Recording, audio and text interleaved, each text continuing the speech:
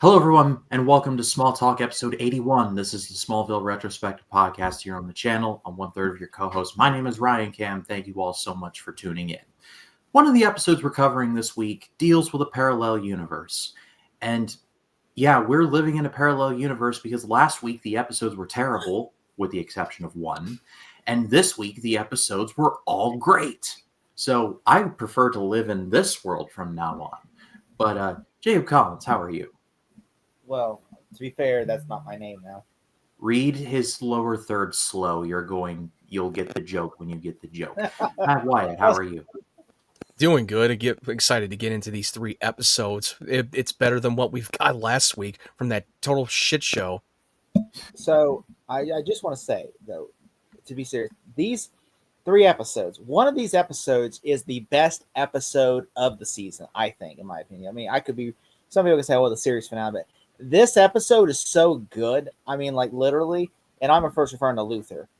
Now, as for, then you got Abandon, which some parts are really good, some parts are like, but then like Patriot, I'm just like, the Aquaman stuff is great, but then the fucking Deathstroke stuff, I'm just like, and that was the first, and it's the first introduction we got to live action Deathstroke, and this actor was from coming off of the heels of Battlestar Galactica series. That's then the it was after him. That's the only but after that show, after this series, he was on Teen Wolf. I'm just saying, and then they make him look like the fucking Borg from Star Trek. Like he just like the patched metal steel eye. By the way, Ryan, he never wears the mask. He never has that Deathstroke mask or nothing. That's how he looks in the rest. If you're expecting him to have a comic book accurate costume later on, you don't even hold your breath. Just a metal eye like the Borg or Sarah's from what's that Galaxy Quest movie with Tim Allen? The bad guy from Galaxy Quest. Yeah. What was this? Sarah's. Yeah, that's the one. That's him. Yeah. And because after Smallville, when they did Arrow and we got a glimpse of the costume of the Deathstroke in the flashback on the island, that was like, oh my god, are they going for the more faithful comic book accurate Deathstroke? And then when Manu Bennett was cast through point of this first season, I was like, oh my god, this is Crixus from fucking Spartacus, which I loved him in that show, and he's cast as Slade Wilson. That got me on board, and he became the peak Deathstroke in any iteration. People forget that he was in the Hobbit movies too as the main villain. Yep, he was. Yeah. Even though, did you see behind the scenes? I was looking at it, I was on YouTube, and all of a sudden, I showed they had a behind the scenes of Manu Bennett in actual physical costume. And then Peter Jackson, for some reason, decided, let's make it CGI. Because I was like, it was literally Kate. They were on the set of The Hobbit, and Kate Blanchett was sitting there, but putting on makeup, and her child's like little tiny child. Mommy, can I see the monster? And he goes, no, son. He goes, he has blood all over his face and everything. You cannot go out there and see it. He eats children. And he goes, Mommy, I want to see the monster though. And then like they showed out there, and she goes out there, and goes, he's scary. And I told you he's scary. And I just said, I was like, so cute. I thought it was so funny. And I'm like, they went from the scary looking design in there, from a practical design, to a CGI. I don't understand why. But most of the orcs in the Hobbit movies were all CGI. They went for the opposite. And of they had the practical. They went through makeup. Imagine how he feels. I had to go through all that makeup process for no reason. Yes, like I could have worn dots on my face. But also, one thing with going back to Deathstroke, I mean, the only closest thing we got from the movie was Joe Manganiello in the cameo of the Snyder Cut of Justice League. And it sucks that we didn't get a chance to see the fully realized Deathstroke in the Batman solo movie, which that was a main part of the plan when Ben Affleck was attached to direct the movie, and Deathstroke was supposed to be the main villain of the movie. What were you guys saying? Mr. Manganiello, do you like playing Deathstroke? Good. Enjoy your one scene as Deathstroke, because one scene is all you're getting, because WB doesn't know what they're doing. But I digress. To be fair, with the Snyder Cut, he got 2 scenes. Did they already confirm that they were going to do a Bane and Deathstroke movie for the DCU, if I'm not mistaken? Yeah. So who knows? Maybe he might get the comeback, because to be fair, he barely got any screen time in the previous DC. So he can literally get away with it. To be fair, which by the way, 2 scenes, which by the way, out of context too, by the way, if you watch the movie at the end, he's like, he finds his name is Bruce Wayne. He goes, I'll take that drink now. Then like it does to a futuristic jump where they're like he's an ally now with Batman, and I'm just this was like in the nightmare sequences because the a ending. mohawk. Well, that ending right there from Lex Luthor, that was literally a setup to the Batman movie. All right. Well, next up coming to the channel is Hobbit Talk, and then followed by DCEU Talk, where we just rant and rave about what could have been. There But you as far go. as small talk goes, we shall get into it. But if you like this video, leave a like, subscribe. We would greatly appreciate it. With all that out of the way, let's dive in. This is Season 10, Episode 8, called Abandoned. You can't ignore the past. I will always be your mother, Lois. My entire life is a lie. I love you too much to let you and your father give up on each other. Who is she? They call her Granny Goodness. I'm your true family. Smallville. All new episode next Friday at 8/7 Central. Clark accompanies Tess, who's got childhood nightmares triggered by a mysteriously delivered music box, to the orphanage where she was left behind by her parents. We'll get to her parents. They are important. They find out the hard way Granny, who runs it, far from her philanthropic image, is in fact ruthless and brainwashes her girls with powers. Jeez, IMDb. The general finally sends Lois a message made by her late mother when she died from cancer. Dealing with painful and sweet memories, she ends up digging into Clark's Kryptonian parental anecdotes in the fortress.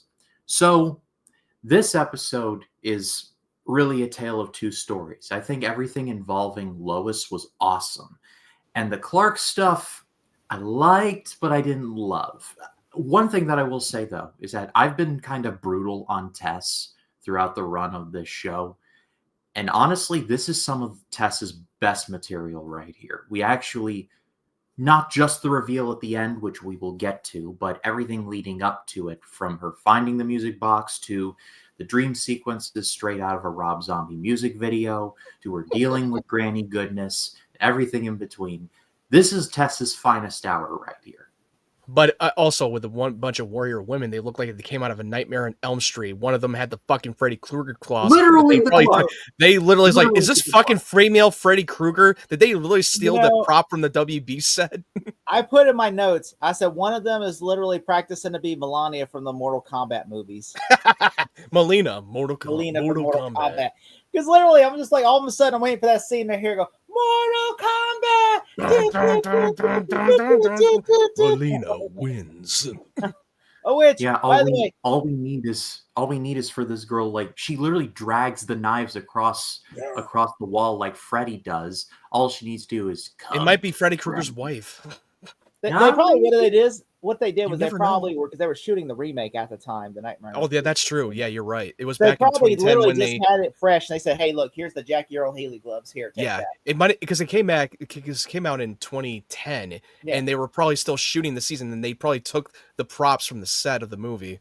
They use props from other movies in this season. They do. Like, That's no bullshit. But also, we got Terry Hatcher. We had Terry Hatcher, who played Lois Lane in Lois and Clark's show, got a cameo playing Lois's mom. That's the best part of this episode. Is like that was like another. That was literally another passing of the torch for Lois. That video Lois Lane, my heart out. From Lois and Clark. I mean, wouldn't that have been better if Margot Kidder had been the mother instead? But I get why they probably couldn't get her. Smallville as one of the Swans, or Virgil Swan. Yeah. But it still would have been cool if they did that, even though we've seen a bunch of actors play multiple characters before. You know, Souders and Peterson have played fast and loose with the lore, but I don't think even they would go so far to do something like that. I mean, seriously, like, that's one of my biggest issues of this episode is like, don't you love it? As I texted you and said, don't you love it when the showrunners really fuck around with continuity and the lore of the Smallville? It's like, it's really great when they just. I feel like they fucked with the continuity with Tess being the descendant of Lionel Luthor, and which I did not. I literally did not like that part. They're fucking with their own continuity now. It's like they're done fucking with Miller and Goffs. Now they're fucking with their own continuity. Now, they literally are messing with their own continuity, and I did not like that. Like, why? Why do we need this? Like, for the whole story purposes?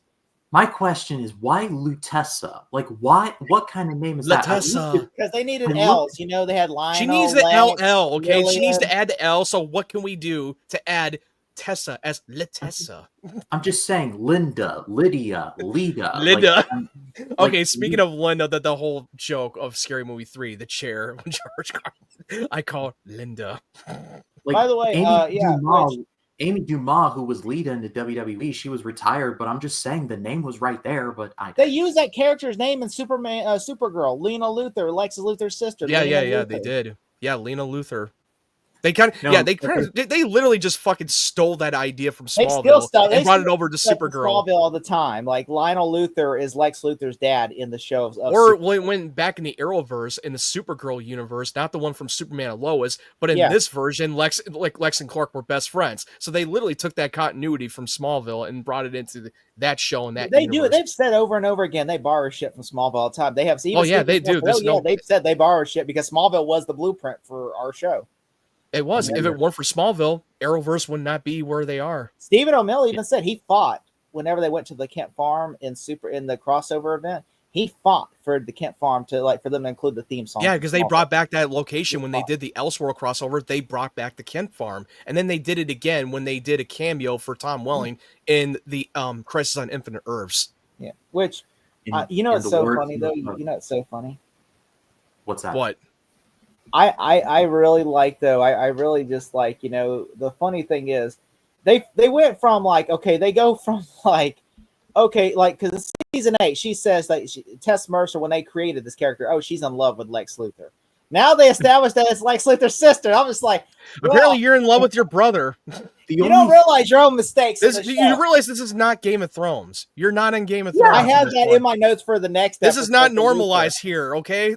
They may have normalized that shit in Game of Thrones with incest concept, but not in this show. This is a network show. This ain't HBO. So, Matt, whenever I put in my notes for Luthor, I said whenever, Ultra Clark and Tess are making out, I said, who would have thought incest would have been really popular a year from now in Game of Thrones? It was not cool, but when Smallville did it, but when Game of Thrones did it, incest became hot. I was like, that's what it became. Well, technically with Clark and Tessa, they're not related, so they were like adopted siblings. Show logic, Lex and Tessa. If it had been the other way around, that's even more fucked up. If they were a thing back then with Lex and Tess, now that would even be more fucked up right there. These showrunners went to the clueless school of, as long as they say quotable stuff, no one is going to care if they're cousins in love. Speaking of clueless, they actually greenlit a sequel series on Peacock, and Alicia Silverstone is returning to for this franchise. So Clueless, it's happening. Clueless is overrated. I actually love it. I don't care. I love that movie. Mean Girls is better. That's true. I agree with you. It is. Not the remake. The remake. I haven't even No. Not the. We're talking about the original Mean Girls. I've never even seen the musical remake. I haven't even seen the original Mean Girls, and Collins is 100% true. Oh, bro, that should be a watch party. We got to do that. I would watch Mean Girls any day. That to me, I remember buying the Blu-ray, and my dad's like, "Why are you buying you must have heard a lot of quotes from that movie that you cannot escape." Awesome. But dude, if we ever do a watch party, you got to watch that movie. Stop trying to make fetch happen. Yeah, I'm aware of. But also, because I know you haven't seen Dumb and Dumber, and I know he shits on it, but a lot of people would disagree because Dumb and Dumber was a fucking classic, and you have to watch that movie. I showed my niece, Me, Myself, and Irene the other day. Oh, I love that. That was awesome. She thought it was stupid. She said, "This is so stupid." I don't care. Hey, everybody has a taste, but for me, I thought it was. Funny. By the Fairley Brothers, which is the same people. I was reacting saying, "Oh no, not Dumb and Dumber again!" Like you two have gone to war over that. I know, but dude, movie. I know you're very apprehensive, but trust me, a lot of people would disagree. He's one of the million that hates that movie for some reason. Oh no, there's a lot of people that hate it. Okay, but I just hate it. I don't name one of whoever hates that movie. I can name 5 people right now that you probably never met, but I can name 5 people right now. Who, yourself, multiple versions of you? No. But you know what? My grandmother hates it because she said. But all joke aside, I know it's all subjective. We give each other shit. That's what we do. Don't take this shit seriously. My grandmother said the only good Jim Carrey movie is Liar, Liar, and I disagree. Oh boy. I mean, Liar Liar's a good one. So It's she has to amazing. have It's the one. rewatchable movie of Jim Carrey's work. The most improvised thing that he ever done on that movie. But I'm kicking my own ass. Do you Do you mind? mind? I honestly, the funniest shit in that movie, the whole entire movie, the funniest thing is whenever he literally goes to the impound and goes, "You scratch my car. You know what I'm gonna do? Nothing. Because if I do, I'll just drink 8 hours of my life, and then you won't even still stiff me. So I'm gonna bitch and I'm gonna take it up the ass like a man." And they You've been here before. You've been before. And tosses him the keys. That is so. How do you sleep at night? But you know what though? But yeah, oh my god, that's such a good movie, Liar Yeah, Liar. it is. It's amazing. But yeah, which I will say though, what this episode introduces us to a couple things. One, it introduces us to Darkseid's minions in this episode. Granny Goodness, which by the way, if you've seen Zack Snyder's Justice League, you've seen these characters before. Or But Superman, Batman, Apocalypse with Supergirl. They Yeah. introduced Granny Goodness in that movie, that DC film. Granny Goodness, Granny Goodness was if you've seen, I've sent Ryan the picture of like in the Yeah, Granny background. Goodness is essentially more of the Darkseid's disciple. She trains a bunch of women who become warriors and become fierce and killers, kind of like the Amazonians, but worse. And Desaad is Darkseid's number 2. Like if you don't like if you get him, like that's like if you've seen it, he's in Zack Snyder's Justice League where he's talking to Steppenwolf, and whenever they find the mother box, remember Desaad disappears into the thing. Yeah, and you see Desaad appearing with the Like, dark hood. Yeah, he's the one that Steppenwolf talks to. He doesn't He's ever talk to his Darkseid. right hand man, Desaad. Yeah, He brings he's- out the darkness and just breaks their spirits, but like round them all up. And that's kind of his thing. I mean, I don't know much about him from comic book lore. That is He what is exactly. And the the only thing is though, oh, sorry, what were we saying, Ryan? I was just saying he's the Destro to the Cobra Commander. Yeah, exactly. Yeah, like with Desaad in this is actually really faithful because he is not actually a human. He's actually still like I believe in. Yeah, he's a human. He's not a human being. He's actually an alien. He's an alien who takes on a human form. While Granny Goodness is also an alien, but then the only person that's a human out of the 3 of them is Godfrey. Yeah, it was Godfrey. Yeah, because Granny Goodness and Desaad are aliens. Like he just Godfrey was the only alien, was the only human that was taking on the darkness and actually embracing it and joining Darkseid. That's why you don't see a flashback of him. Which you were right about that in the episode. I didn't realize it when the moment he starts to confront Clark in that episode and his voice started to change. I didn't know that was actually Darkseid taking over for a moment until you brought that up, and it makes more sense because once we meet up with him again, he goes into his back in his normal sadistic voice. You know what I mean? Yeah. So that you were right about that. Because Darkseid speaks, it's kind of like he's got everybody's got a piece of Darkseid. So Darkseid basically is like he could see through everybody and he could talk through them if they needed to because because he's basically Darkseid. He can literally see through your soul and breaks your spirit, even when you have a hidden darkness in you with a pure heart. That's always and it brands you with the Omega symbol, which that's a Darkseid symbol. Desaad worships him willingly because he doesn't he worships Darkseid. He's like, you are my master, and he basically Darkseid trusts him because he knows that I don't have to worry about. But dude, the live action of him in the Snyder cut was awesome. Was peak. If only I know that we're never going to see that again. But if they ever try to do another iteration of Darkseid in this DCU, which is going to happen at some point, they better do it right with the live action Darkseid. My issue, the only thing with this episode is it does break continuity though. From basically it says okay they because Darkseid came to this Earth. Last season when Clark opened up the thing and Darkseid. Yeah, when he opened up the portal to Granny Goodness from appeared the beforehand. That's true. Yeah, way before Darkseid showed up. So that kind of creates another continuity issue. To be fair, comparing to what you're mentioning, that in the Snyder cut, Steppenwolf has been on Earth for all the time, and he's been banished from his own planet and his own uncle Darkseid. Like they were here, and he didn't start to come after the Mother Box the moment that Superman dies. And that's when he starts to come in and starts to push forward with his work. Yeah, it's possible that Darkseid and Desaad had come through, when Clark's and Zod, and then of course Granny Goodness has just been here the whole time. It's possible. Yeah, she was just prepping and ready because she's been in the orphanage full of girls, training them to become warriors, preparing for war. Now I don't want to move on before I touch on this. The the stuff with Lois and her mom's message, we touched on that. But then seeing her in the Fortress of Solitude, we see Jor-El and his wife, and I was thinking to myself, man, Terrence Stamp has aged tremendously well. I joke, of course, but Yeah. seeing them there was wild, and I'm just like, this is not the Jor-El that we have experienced for 9.5 seasons, showrunners. What are we doing here?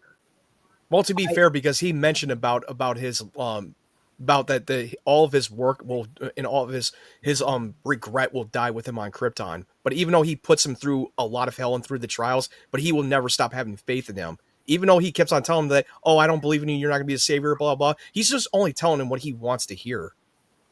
By the way, I like that scene. I do really, really like that scene, Ryan.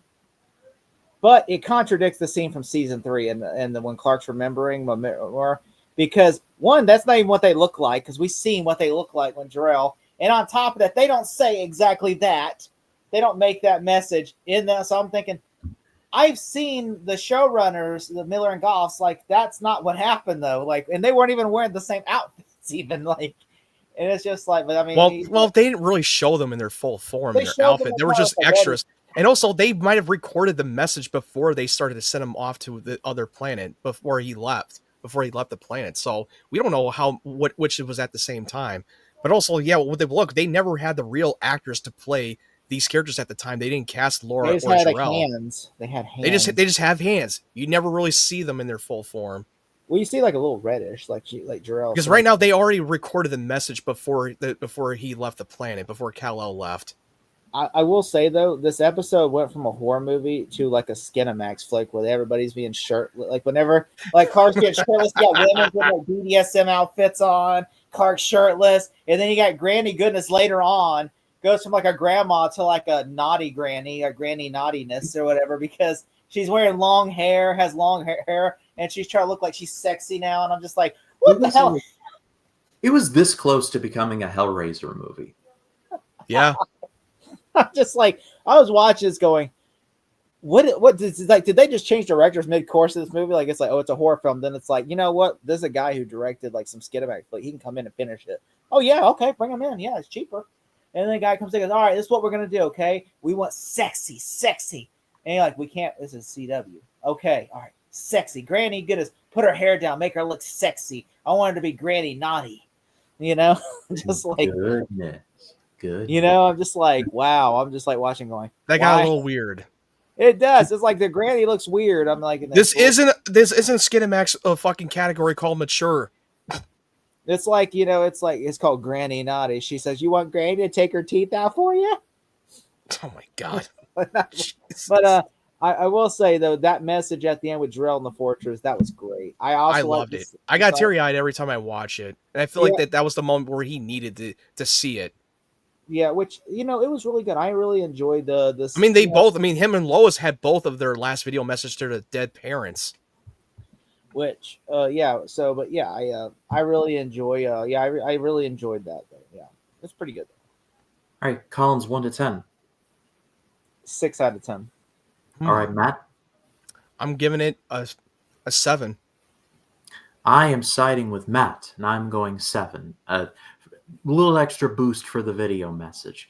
I love that so much with all of my heart. But let us press on, and Superman fights a Deathstroke, sorta, kinda.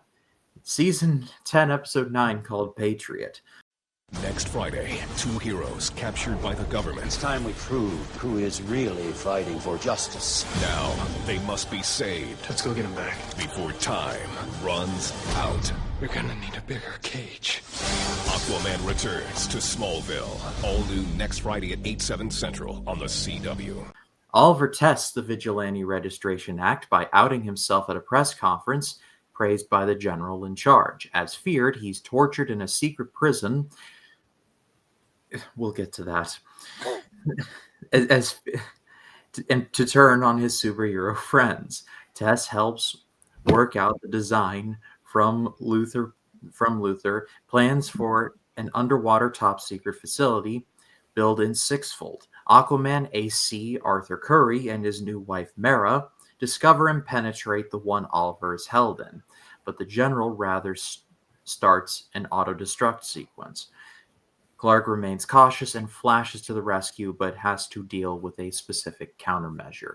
So, yeah, we get Slade Wilson in this movie, and it's nowhere near as cool as you think it's going to be. It's just a random John McCain-looking general. I'm sure there's If nothing. only He we does look like had. John McCain. I was like, who does he look like? He looks like John McCain. He looks like John. He looks like. Oh my god, he does look John like McCain. his cousin. Like, this whole episode might as well have been, I know writers who do subtext, and they're all cowards. The Oh end. god, it always reminded me in Supernatural when Bobby, without spoiling anything out of context, he makes this little remark and saying, "I seen you found John McCain here." Once you see the scene in Supernatural, if we get a chance to watch it, then you'll know what I'm talking about. We'll when we get there. Which this I like. There are things I do like in this episode. Like, I like Aquaman and Mira, and I like the fact that Mira isn't played by Amber Turd. But that's I heard through the grapevine that this actress is way better than Amber. and she didn't shit in somebody's bed. That's also pretty. I like the Emil Hamilton when Lois goes to threaten Emil Hamilton, saying she got stabbed in the throat. Isn't tell where Clark is. And he goes, okay, I'll tell. He's just over there, and he goes, "Yeah, I was just kidding, right?" And I'm like, I was just bluffing. I was bluffing. What? It's like, dude, Amelia, come on. Lois is not going to straight up Amelia stab 5 you in the seconds neck. later, gushing blood out, going, "I was just teasing, Mel." It was just are you okay, man? It was just a goof. He's like, he just blood shooting out of his throat. Right? Just imagine if she accidentally did. Oliver and Clark disagreeing over the Registration Act. I thought that was pretty good. Yeah. Because because Clark was willing to volunteer to sign up for the RA to side with the government, which it was a little bit reminiscent to Civil War. Yes, it's like Iron Man versus Captain America. Clark's Captain America, and then Oliver's Iron Man. I was just waiting for them to be like, "Did you kill my mother?" And then he's like, "Ah!" But also, to be fair, he was only just signing up because he needs to be the one to know what the hell they're doing. And that's why he decided to take the heat for it, because he didn't want Clark to get involved in exposing his identity. Because Oliver already did his own enough as it is. Slade Wilson's basically William Stryker in this episode. Like, he's basically William Stryker from X-Men 2. Yeah, he literally was just like, the line he said that had me like, this dude is just discount Stryker, okay? Is when he said, they got me seeing vigilantes. He said, that was the line he said, something like, he says, tells Lois, like, because he grabs Lois's hand, like, because he grabs Lois's hand, and then he said, he says, your access maybe get you in here, but it won't get you out alive. And then she said to me, he goes, my apologies. He says, they got me seeing vigilantes in my sleep. And I'm just thinking, this guy's not like, woohoo. Like, if he's a little cuckoo for Cocoa Puffs. He's like literally one of those people that goes, I think, like, he's like Kingpin at the end of Daredevil Born Again, where that's where he thinks that vigilantes should be. If you get the reference, you get the reference. If you've seen the show, you get the reference. In the words of Gene Wilder from Blazing Saddles, boy, is he stripped. I did love the suspense where she was just pointing out her lighter just to prepare. That was pretty good trickery thing for Lois. Which I will say, I do like that this is the first appearance of Deathstroke, but they just went so poorly about it. It's like, I didn't even know what Deathstroke was. Most comic book fans are not going to know Deathstroke. These are for people who have never picked up. These are people who had never picked up a comic book in their life. You think they will care who that person is? Arrow was my first acknowledgement to Deathstroke. I know some people like Teen Titans, but Deathstroke was my first introduction to that character. And then Batman: Arkham Origins. I had to look him up online after watching that episode at the time when it was on TV on the CW. Like, it looks nothing and then I was like, oh, that's not him. And I was like, oh yeah, that's the dude from Teen Titans. Okay, I only watched like a couple of episodes, and I remember Deathstroke in there for a brief moment. And he basically, Deadpool was essentially a ripoff from Deathstroke because of the first and last name, and then the whole mercenary thing, the healing factor, obviously. But the personality with Deadpool was basically the quippy dialogue was from Spider-Man. So they took the mixture of Deathstroke and Spider-Man. Deathstroke, like Slade Wilson, and then rhyming a name with Deadpool, Wade Wilson. Same last name, but different rhyme for the first name. one thing I thought was cool was how they made Oliver work out and everything to make sure so that way they know his strengths. That way, when they chain him up, they know that he can't escape. Like they basically like, oh, well, these were padded to your weakness, so that way we know like we didn't want you to be able to escape. Whereas they put him in like a water, they put Aquaman right in, they put dry, and then Oliver in water. Yeah, they put him in that fucking heating machine on Arthur Curry. I was like, excuse me, Mr. Wilson, General Wilson. Aren't you worried about I feel like Norm Macdonald from The Animal. Yeah. Are you gonna watch them? They can get away. Aren't you worried that like the two right there? Aren't you worried that like one of them like the glass might break and he gets water on him and then he attacks? Aren't you worried? Nope. Just on what to plan. Why? I got a gun in my room. You give me one chance, boom, I'll blow their brains out. We can shoot him in the face. He is a human. Dead. He is a human. Oliver.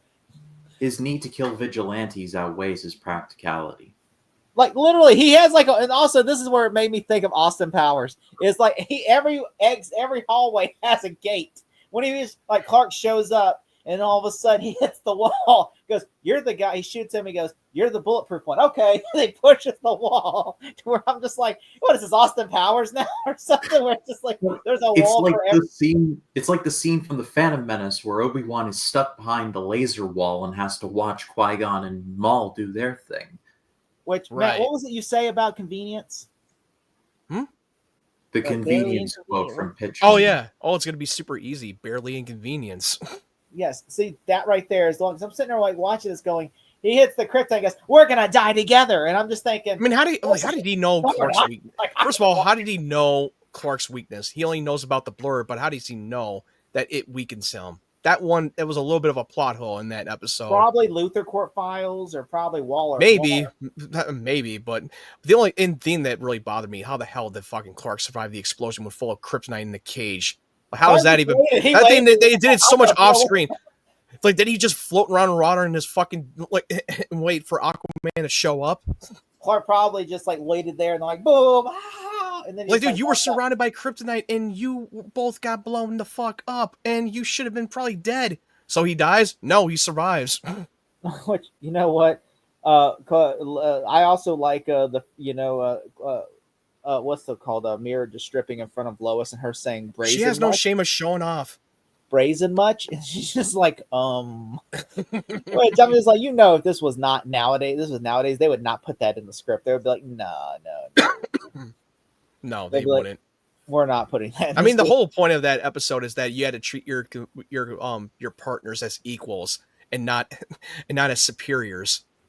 Also, he's willing to say Slade is willing to commit suicide. That's crazy, right? He's willing to commit suicide to kill these. He's suicidal. He's like, and then all of a sudden at the end, then Clark says the stupidest thing. This is what made me go cringe. I'm like, all right. He says, "I am the Man of Steel," and I'm just like, okay. I am both man and steel. Like, what a burn! What a burn! Oh, I'm just sick God. Burn. You might as well say, "I am." You might as well have Kelso come in here. Burn.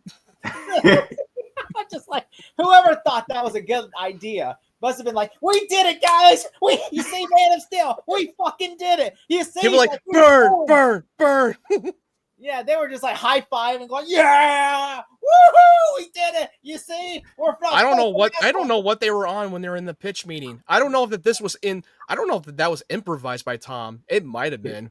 I doubt you think Tom Welling would actually say stupid shit. I don't know. People say stupid shit and they add that into the editing room Tom later. Welling doesn't even read comics. I doubt he actually said, "You know what I should do? Man and Steel." No, he probably was just like, well, that's a common thing. That's not comic book knowledge.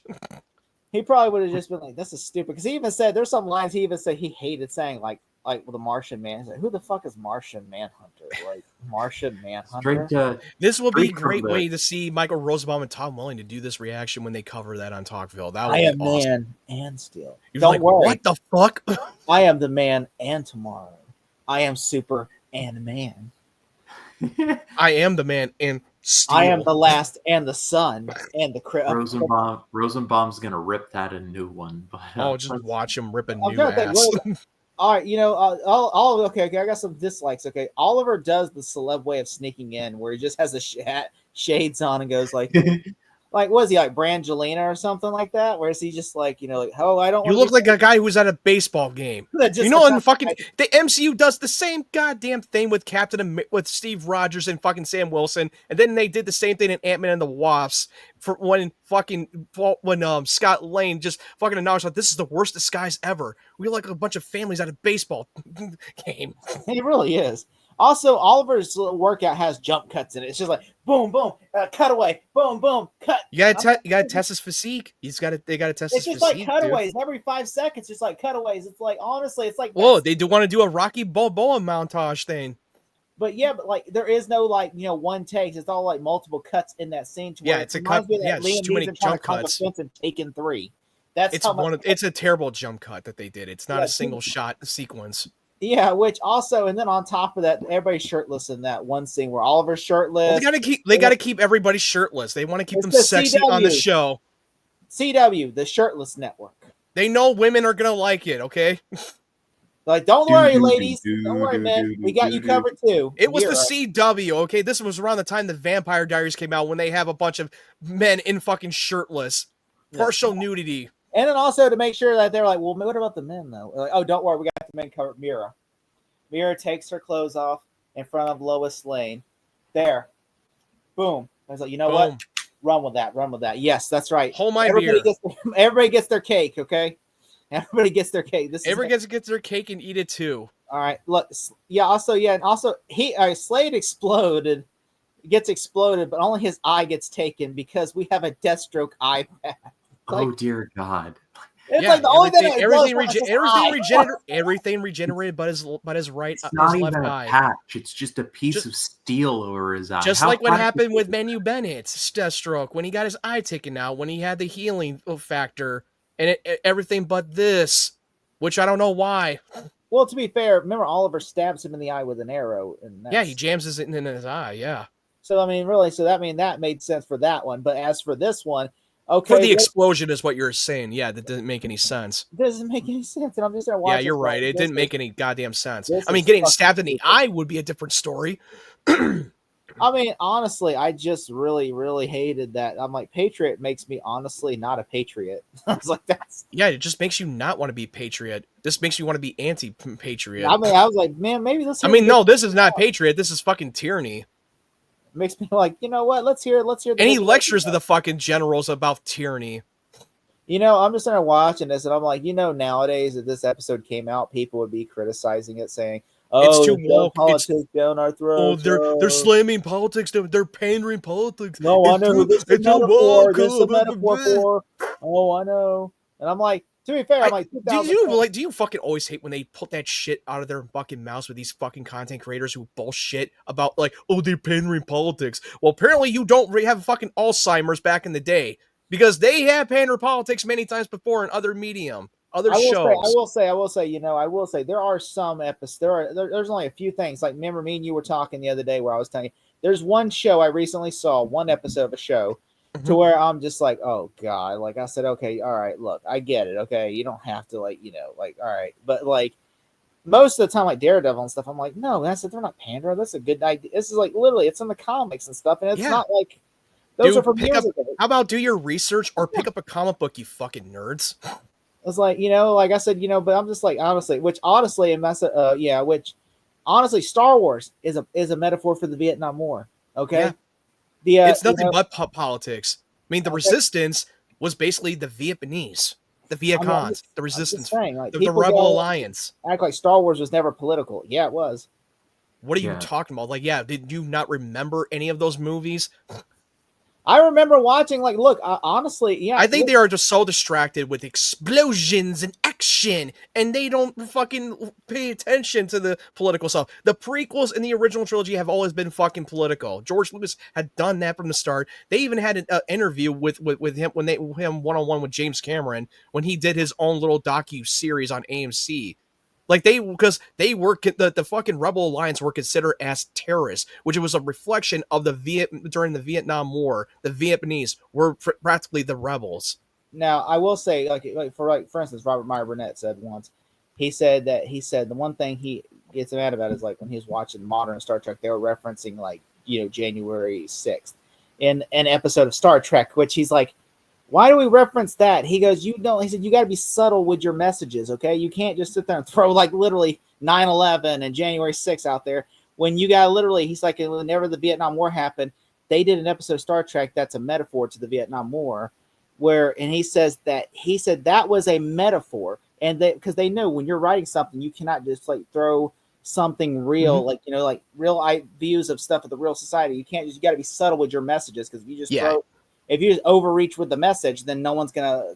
I totally agree with you, because I do agree that they sometimes force it and they're not very subtle about it, because they don't really understand why they pander politics. They did it in the subtlety way without just shoving it down your throat. But I think in today's world, I think that because now we're so exposed to the political shit on social media that we can't escape it. And then when they brought it into movies and shows, it just gets us triggered easily. Well, like Civil War, Marvel even said, like the writer, I think Mark Miller or whatever, who wrote Civil War, said when he wrote Marvel Civil War, it was a metaphor for the Patriot Act that was being passed, where they wanted basically people like, oh, we should be able to spy on American citizens because of after 9/11 had happened. They wanted to basically say, oh, who could be a Muslim terrorist? And so that's why they were kind of worried, like, okay, anybody could be a terrorist. This could be a sleeper cell. And so they were basically using it to basically be like, you know, use it for it to be discriminated, where they could basically spy on people of different Arab backgrounds, so that way they could say, oh, the Patriot Act and everything. And that was really Marvel's message. That was Marvel's message of saying, you know, not everything is cut dry. You know, everybody should not be, you know, so to be so we should not like people should not be discriminate. Yeah, and so basically the superheroes were basically that, were like, what if like the government's trying to spy on these superheroes? What if this is the Patriot Act for superheroes? And that was kind of the idea for that, but they were subtle about it. They weren't trying to basically be like, you know, like, and so that's all you had to do. Just be subtle about it and don't just force it. That's the only key thing about when you're putting politics in there. Like, I don't care if you want to add politics, just be subtle about it. Don't force it. That's all it means. Yeah. So, which I will say though, if I had to give this episode a grade, I'm gonna give it like a 6 out of 10 again. You know what? 5. I'm gonna say 5 out of 10. 5, because you know what? I mean, I actually like the first one better. All right, Matt. I'll give it a 6. I thought it was okay. There were some great moments that I enjoyed, but I agree that they did not do Deathstroke justice. But at the time, you got to understand that the writers, that this was not targeted for comic book hardcore fans. So he was not a very well-known character to everyone. Nobody was familiar with Deathstroke. So I mean, I'll give that a pass, even though I agree with you that the Deathstroke was not well done. So yeah, it's a 6 out of 10. There's some good moments I enjoyed. The Arthur Curry returning, Mira was pretty good. I like their dynamic, and I like this whole message that you should just definitely treat your partners equals and not as superiors. I like that whole message in that episode, that you got to be willing to trust your partners. I'm going 5. I thought the episode was good, not great. There's some really good moments here, but trust me when I say the best is saved.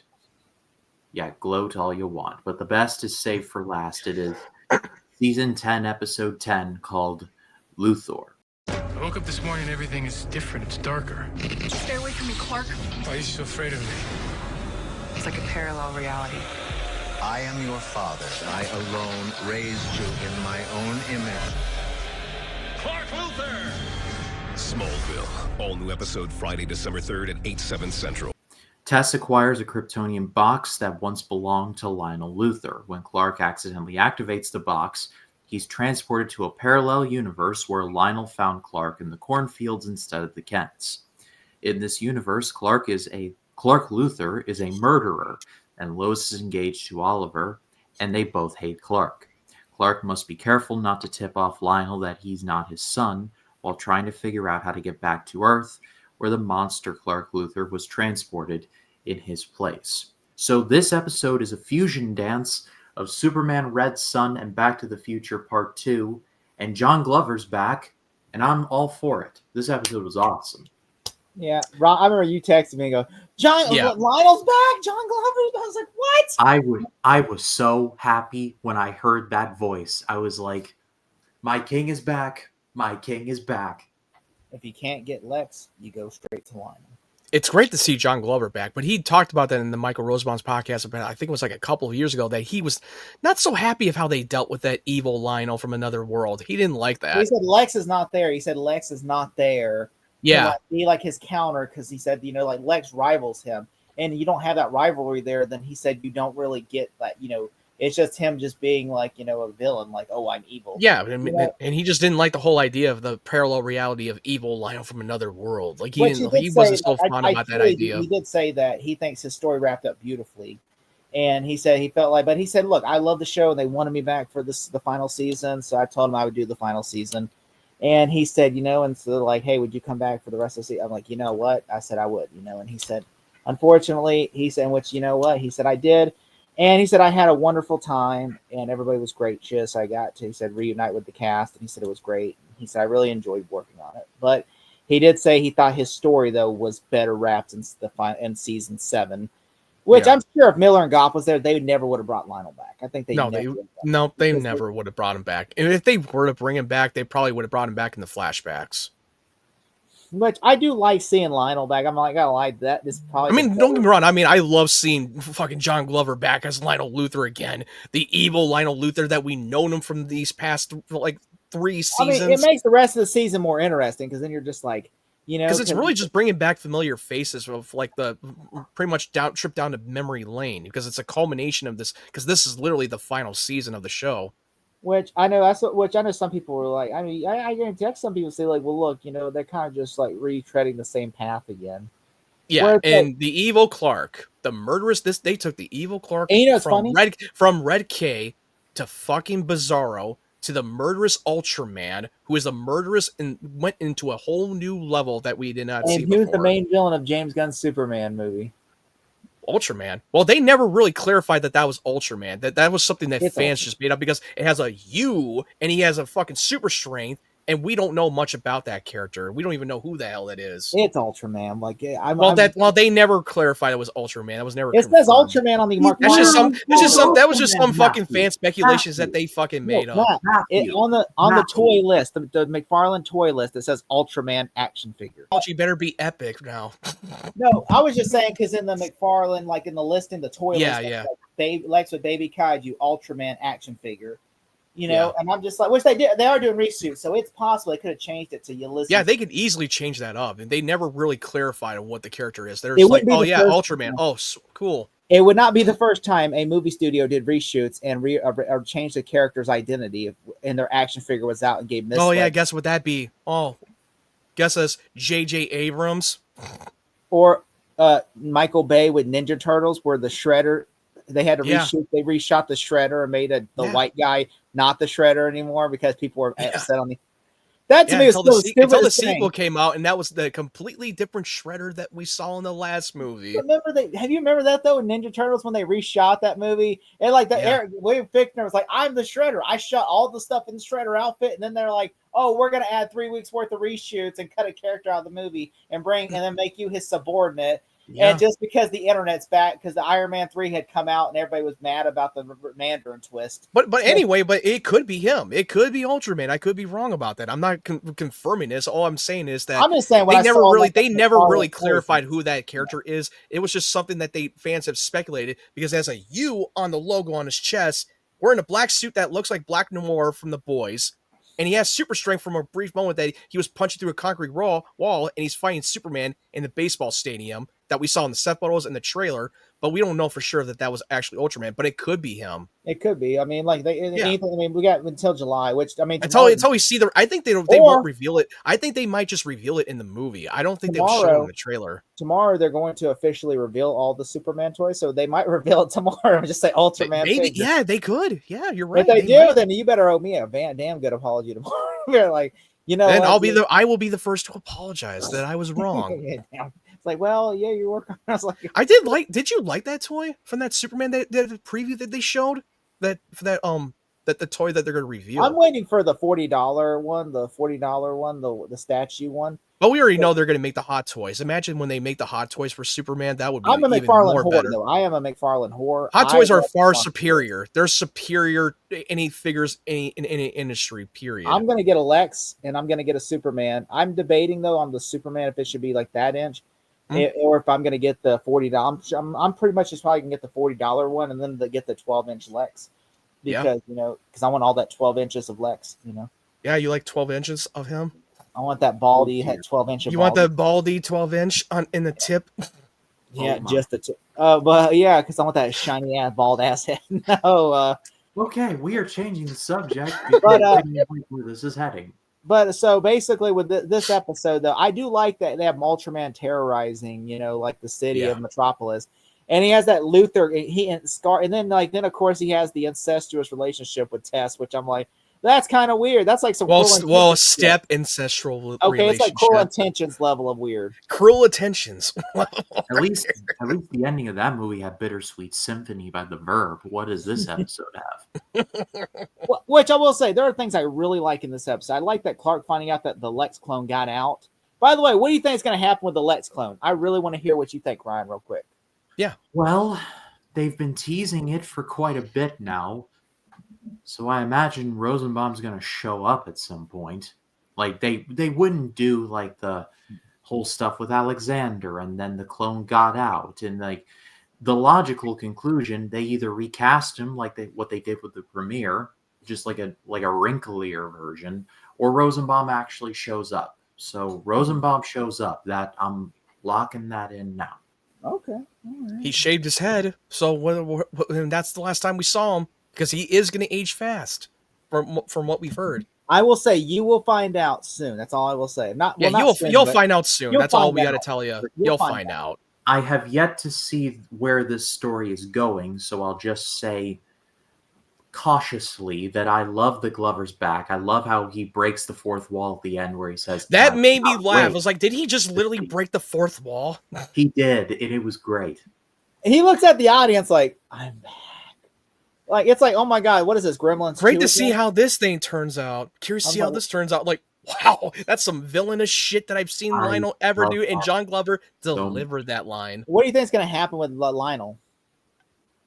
Well, I don't know, but I'm locked in and I'm here for it. Which I kind of accidentally spoiled last night to Ryan. I was like, he is going to be in the rest of the season. I was like, I forgot when I said that. He's like, yes, he is going to be in the rest of the season. Okay, that was pretty clear. But I mean, it's kind of given. It was really given. Like, he was not going to be this isn't. Yeah, just it wasn't a one and done thing. It's like, yeah, because from the ending, he's literally in now Clark's world all the way up to the final episode of the series. He's in that from that. But I did like the whole idea of they wanted to experiment of what would happen if Clark had been found by the Luthers and not by the Kent family, and how that would have turned out.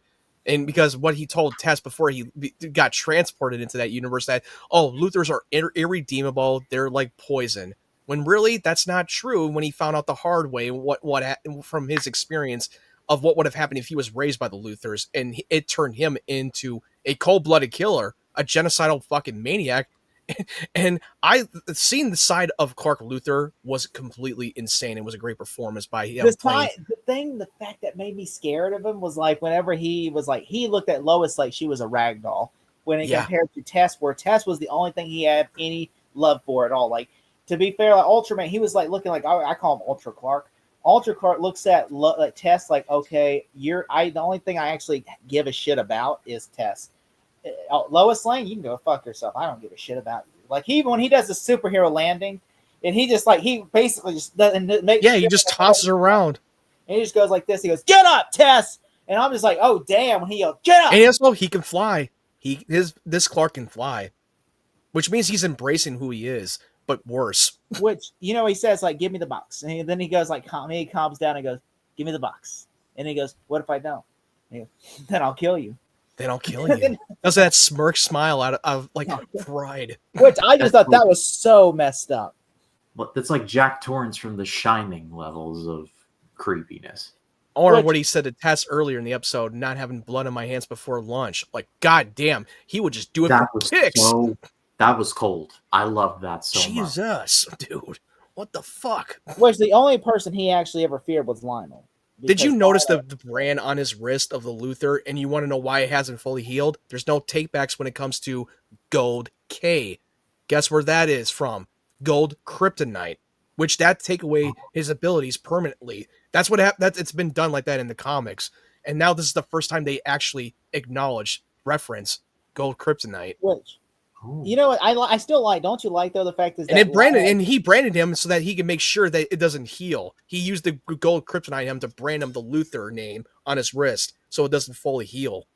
Lionel, I love that Lionel said that you're so weak that you couldn't even kill me yet. You can't even kill me. I would have expected a true Luthor to kill me by now. To which I'm just like, he's actually expecting to die. Like that was like, wow. I was like, and it's just like, I was like that. I thought I was like, you know what, this Lionel. So basically, this Lionel looks at like Clark as if like Lionel looks at Lex, and Harvey. Used. Like he said he doesn't see like how Lionel looked at Lex. He doesn't see him as a loving son. He just uses him as like you said. He used him as a tool that he could exploit. Like he whips Clark like a government mule at one point. I was just sitting there like, this is uncomfortable. He's like Oliver is not a superhero in that reality. He's not a superhero in this reality. He's not the Green Arrow. He's a billionaire, but also he fucking evict people from their farms and their lands so that he can grab as many kryptonite weapons that can kill Clark Luthor. Which I will say, the thing I thought was great was when Ultra Clark showed up and he's kissing Tess, and Tess was enjoying it too until she felt his arm. Because you already know that she has strong feelings for Clark. Yeah. She's literally in love with him, and that's why she didn't hesitate to kiss back. I mean, she wants to be with Clark, and she sees Clark as everything she's not. Like Clark is wholesome, and which look, I also thought Lois fighting with the coffee guy was pretty funny. Where Lois is, I love that moment. And then she's like arguing, goes, "I just said my car's declined," and all of a sudden this guy behind her is getting a phone call for her, and she. Did you notice that actor? Did you notice that he played another character in season 9 when he played just a doctor or something? It was in the episode when this character went full rogue and went and captured all the Kandorians in that episode, and he talked about what happened to that patient. Remember that episode? What did you think about Lionel and Tess scene where like where evil Lionel and Tess in the alternate Tess?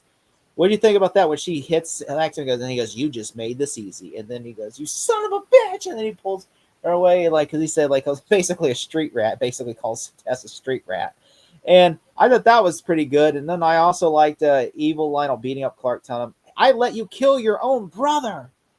My son. I let you kill Lex, my son. Yes. Also, and then him escaping into the real world. And I just like when he says, "I'm not your son." And he goes, "Well, you never were you?" And I'm just like, that was so good.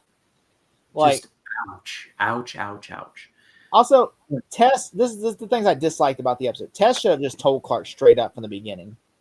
This would have saved the whole episode. And also, Alexander just left a note for Tess to read.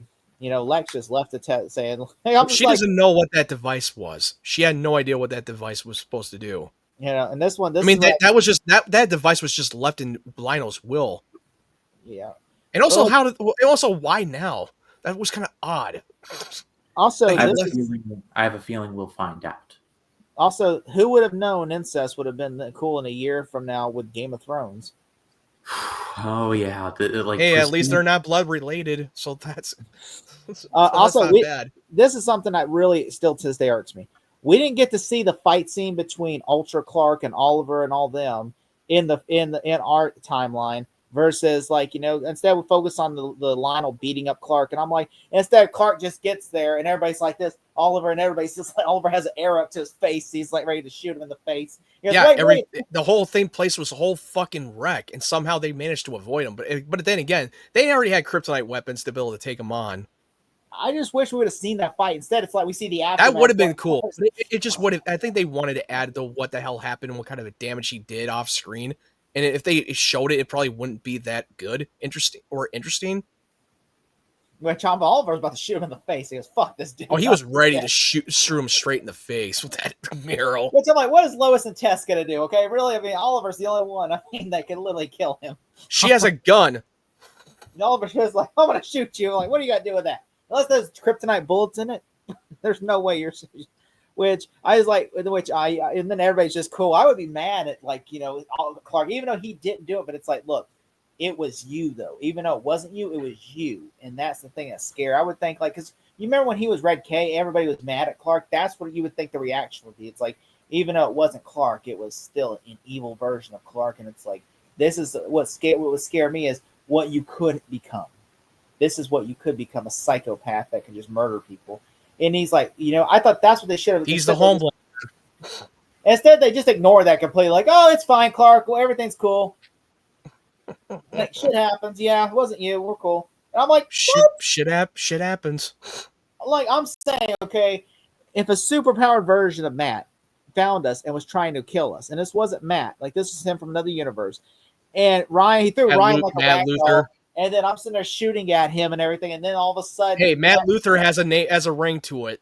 Yeah, Matt Luther, and then all of a sudden, me and Ryan are basically about to stab him, and they go, "Wait, it's me!" And then wouldn't we be mad at Matt, even though it's not? We're not mad at you. We're just mad. I think they didn't want to pull out that cliche again, like they did with the Red K. Like, oh, and then get mad at him later. No, because to be fair, with his friends closest to him when he was on Red K, they know nothing about the Red K. They thought, oh, what the fuck's going on with Clark? Is he a crackhead or shit?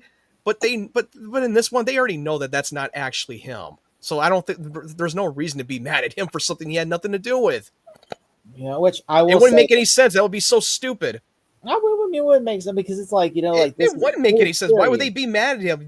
You're going to be mad at him for something he had nothing to do with. Oh yeah, you're going to be mad at his doppelganger. Oh yeah, let's take it out on our Clark. I mean, fuck you. When he went Red K, like, what the fuck? How would that? Tell me how that would make sense. When Clark went Red K, they got mad at him. Yeah, because they know nothing about the Red K. Well, his parents still were mad. His parents were not mad at him. They weren't. They were Jonathan was like, he goes, Clark. Even because remember, Jonathan goes, Clark. Even though you were on Red K. That he said it's just like alcohol. It really your true self comes. Yeah, but out. But they weren't mad at him. They were still forgiven. That's not the same situation comparing to this. Well, I just thought it would have been much better. Well, we have instead you just felt like, shit happens. Well, I mean, it was different from Bizarro. I will say that. Well, let's go to scores, Collins. I'm going to give this a 9.9.5 out of 10. All right, 9.9.5. I'm just saying, that's your big closest point. I can't give it a 10 because I didn't see that fight scene. I would have wanted. That's the only reason why I'm not giving it a 10. I would have loved to see Luther versus Clark Kent. That would have been an epic fight. That would have been an epic fight. That would be awesome. That's like a Bizarro 2.0. Matt ruined it for you. It's 9 out of 10 now. Okay, Matt. Yeah, this episode was so damn good. It was the best out of the 3. 9 out of 10, of course. I'm going full on 10. I love this thing. You really loved it that much. Yeah. Why don't you take John Glover's dick out of your mouth, Ryan? Fine, I don't care. It's like, John Glover, glug, glug, glug. I was like, oh my God, it's so great episode. It's such a great episode. Well, no, actually, good. It wasn't. Remember last night you were so pissy about, you're like, these fucking 3 episodes suck ass. Well, this one really made your week. It was, yeah. But I passed it off to all of you. What did you think of these 3? Let us know in the comments. We'd love to read what you have to say. It's a privilege to do this show with these guys every week. Collins, what do you have coming up? Well, tomorrow I have my review for the 10 Commandments.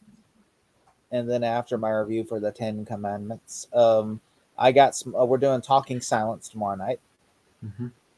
And it will have happened by the time this drops. Yeah, this airs. Yeah, by the time this airs, we would have already done. This would have aired, and then of course, I got